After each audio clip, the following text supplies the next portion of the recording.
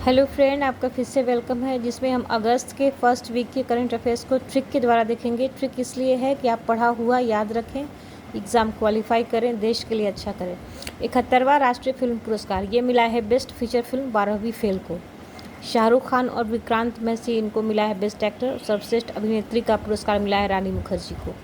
सर्वश्रेष्ठ जैसे फिल्म तो 12वीं फेल आपको याद रहेगा, लेकिन सर्वश्रेष्ठ हिंदी फिल्म ये मिला है कटहल को। कैसे याद रखेंगे? जैसे हिंदी से क्या है, लोग अभी कट जा रहे हैं। जैसे लोग चाहते हैं कि बच्चे को इंग्लिश मीडियम स्कूल में पढ़ाएं या इंग्लिश में बात करें, तो क्या है, लोग इससे हिंदी से कटे जा रहे हैं। तो कट से कटहल याद रखिएगा, ट्रिक को अदरवाइज़ नहीं लेना है। अपना घर पहल ये शुरू किया गया है ट्रक चालकों को विश्राम की सुविधाएं देने के लिए। लोकमान्य तिलक पुरस्कार ये बहुत इंपॉर्टेंट है, ये मिला है हमारे जो मिनिस्टर हैं नितिन गडकरी जी को।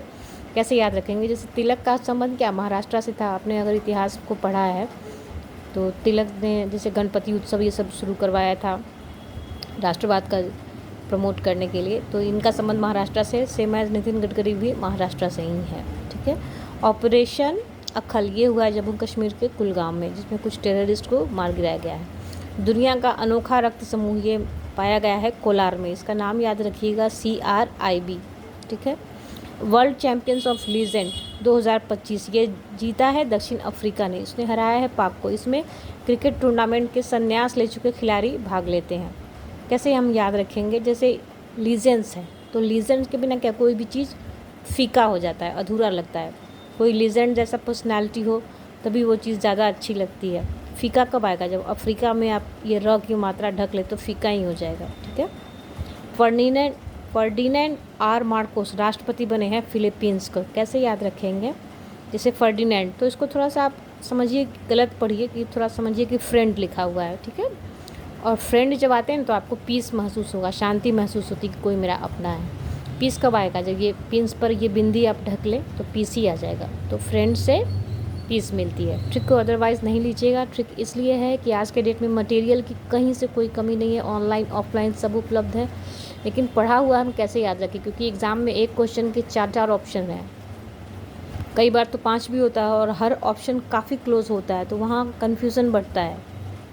तो बेहतर है कि ट्रिक के द्वारा जब आप पढ़ेंगे तो वहाँ भूलने की संभावना बहुत कम हो जाएगी। ब्लॉक 2 ब्लूबर्ड संचार उपग्रह ये USA का है और इसरो के द्वारा इसे प्रक्षेपित किया जाएगा LMV-3 GSLV MK3 के द्वारा। ये अंतरिक्ष से स्मार्टफोन के प्रयोग को संभव बनाएगा। ये बहुत इंपॉर्टेंट उपलब्धि हो जाएगी। कैसे याद रखेंगे? जैसे ब्लू बर्ड है तो ब्लू को ढक लीजिए बर्ड। बर्ड क्या, बहुत समय एंशियंट टाइम में बर्ड ही संचार ले जाती थी, जैसे कबूतर वगैरह क्या चिट्ठी ले जाते थे, है ना। तो ये संचार उपग्रह ये सब आने से पहले बर्ड भी संचार का बहुत बड़ा माध्यम था। मातृवन आधारित थीम आधारित पहल का शुभारंभ हरियाणा के गुरुग्राम में हुआ है। एक पेड़ माँ के नाम पर ये शुरू हुआ है वन महोत्सव के दौरान। कैसे याद रखेंगे? जैसे मातृ का अर्थ क्या है? माँ। और माँ क्या हर घर में होती है। हर कब आएगा? हरियाणा में र के ऊपर आप मात्रा ढक ले तो हर ही हो जाएगा। तो हर घर में मातृ होती है। ये बहुत इंपॉर्टेंट पहल है, इसको ज़रूर याद रखिएगा। ये शुरू किया गया है अरावली पर्वत श्रृंखला में फरीदाबाद, गुरुग्राम फरीदाबाद रोड पर। और इसको चूँकि हमारे मिनिस्टर साहब ने ओपन किया, केंद्रीय पर्यावरण मंत्री ने, तो ये भी बहुत इंपॉर्टेंट है। होप मिशन को शुरू किया गया है इसरो के द्वारा तसोकर लद्दाख में। इसका फुल फॉर्म याद रखिएगा। ठीक है। Human outer planet exploration mission, ये फुल फॉर्म भी आ सकता है, human outer planet exploration mission. इसका उद्देश्य है कि आने वाले अंतरिक्ष मिशन के लिए तैयारी करना। कैसे याद रखेंगे? होप। होप का मतलब क्या है? आशा। आशा होती है हर व्यक्ति को क्या, कि वो लाख रुपए कमा सके। तो लाख कब आएगा? जब आप लद्दाख में ये ढक लेंगे तो लाख ही हो जाएगा। ठीक है। तो किसी भी ट्रिक को अदरवाइज़ नहीं लीजिएगा। ट्रिक इसलिए है कि पढ़ा हुआ आप याद रखें, क्योंकि पढ़ने के लिए 6 महीना साल भर का करंट अफेयर्स है, लेकिन एग्जामिनेशन हॉल तक वो कैसे याद रहेगा, इसके लिए ये ट्रिक है। संयुक्त राष्ट्र खाद्य प्रणाली शिखर सम्मेलन, इस क्वेश्चन को आप VVI लगा के जाइएगा। ये UN के द्वारा कोई भी समिट हो रहा है तो उसको स्किप मत कीजिएगा।